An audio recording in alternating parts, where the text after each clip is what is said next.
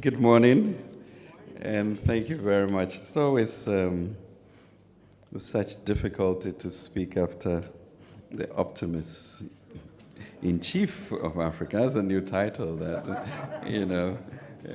we need to be propagating. But truly, thank you, Mr. President, for being here.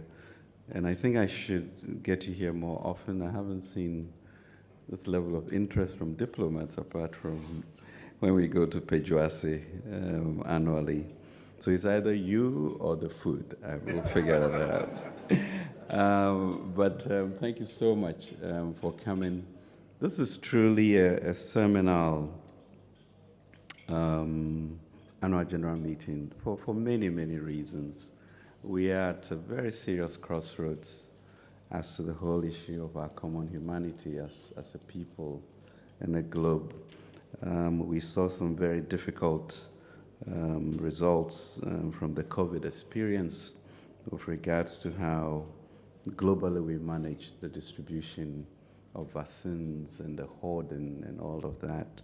And I think it brought, a pause to where we're going. And then you remember Plato saying that the rights is nothing more than what benefits the powerful.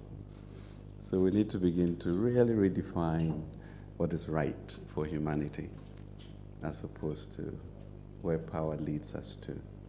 And it's been jarring for all of us in that sense. And even as we see the needs in Ukraine, which is devastating to all of us, the ability to rally so much resources that quickly, given the plethora of things that we need in Africa, which Optimist in Chief has laid out well, also brings you to pause to really examine what is it that we can do as a people. And I think an enlightened self-interest, given that by 2050, I believe, Africa will be a quarter of the world's population and the largest youth, over 850 million, really creates a situation that could be very explosive or that could be very productive. So the question is whether we're investing now to save ourselves from that inevitability. And that's why I feel that this AGM at this time offers us an incredible opportunity, especially for you who are in Ghana, to be able to send reports out which really capture the degree of risk that we are pushing ourselves into if we don't get away from Plato's belief that right is nothing more than what benefits the powerful, and see what our common humanity should be going forward.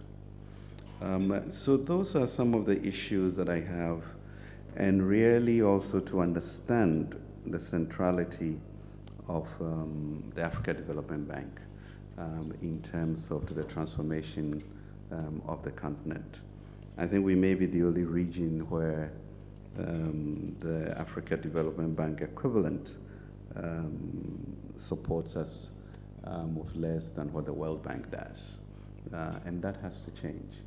And it has to change in many ways. I mean, the global financial architecture makes it difficult for us to get the resources we need because even if, let's say, Canada has, I don't know, the 100 billion in assets under management, by the time the rating agencies categorize all of Africa's countries, we don't even qualify to be able to use some of that money. However, since 1943, assets under management in the private sector is somewhere over 145 trillion, much more than the countries and the multilaterals, can help with. So the question really, as we examine the financial architecture, is how do we unlock the private sector so that that resource would be made available? how do we, in a world in which we believe so much in the capital markets, then put such restraints on the ADF of Africa Development Bank so they can't go to the market to get the resources we need. And you're trying to rationalize why the difficulty the non-regionals have with that. And I think those are the messages that you should. How do we release ourselves so that we can tap into the private sector to bring the resource here? Because when Africa Development Bank gets that, they're able to leverage it 4 times what we need to be able to support the transformation that it has. President talked about the food crisis and putting together a 1.5 billion facility so that he can get move from this 30 million ton shortage of food to be able to provide 38 billion, which really, in a sense, of 1.5 billion, if we approve that, will result in 8 times leveraging to be able to bring the 38 billion food. And I think it is that type of energy that we should send to your capital cities as to the significance of this meeting, and to salvage ourselves also from our common humanity by using our systems to support, increasing SDRs for us. It was 100 billion that was approved, 33 billion we have now, the African Stability Mechanism that we can do. So getting the private sector involved, digitalizing ourselves so that we can get the type of revenue mobilization that we have. We're going through a very painful process of passing the e-levy in this country, and that's all part of the digitalization project. And we thank God we're able to do it, because of about half a billion or so odd in taxes for the continent, digitalization can literally double that, which means we'll then have the capital in country to be able to do that. So the push for digitalization, the push for ADF to be able to go to market, support for the redirection of SDRs to Africa Development Bank, and we ourselves looking at how we invest our reserves as a continent. We take our reserves to the West, and we use the same rules that the West use, so we don't invest in our own economies and then go borrow at 8%. It just accentuates the debt problem that we have. Should we be legislating from the AU that our reserves, at least 20 or 30%, should be on the continent?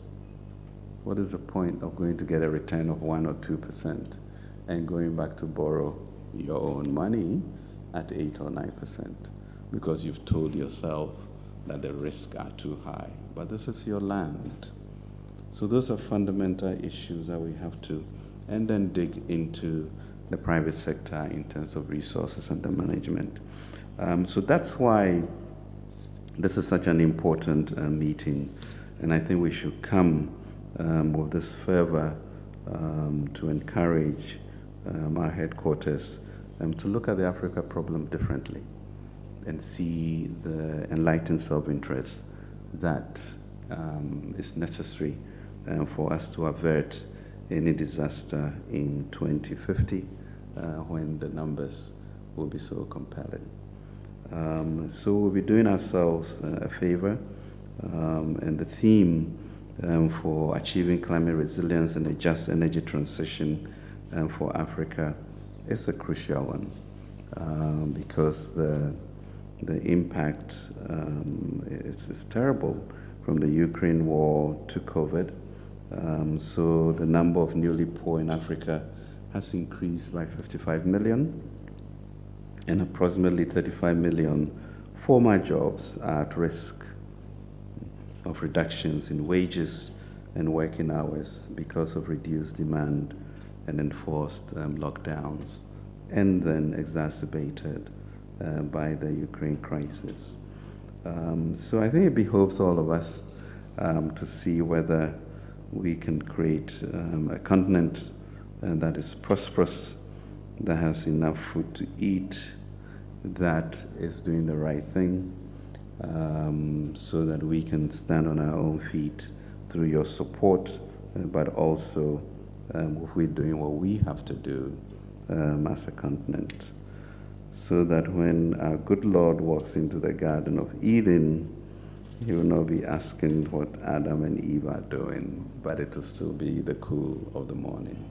Thank you very much.